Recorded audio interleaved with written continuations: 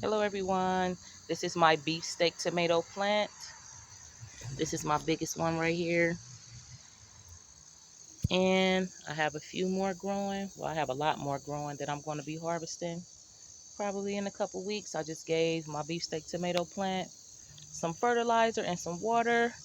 And I cannot wait to pick this one right here in about a week or so to make some fried green tomatoes. I've been going to Kroger's and going to Walmart, and they don't have any green tomatoes at all. And that is very disappointing because I love fried green tomatoes. So I said, hey, I'm just going to grow my own. Got some more right there. Excuse the noise. I live on a busy street. So this is my update of my beefsteak tomatoes. Thank you guys for watching, and you have a great day.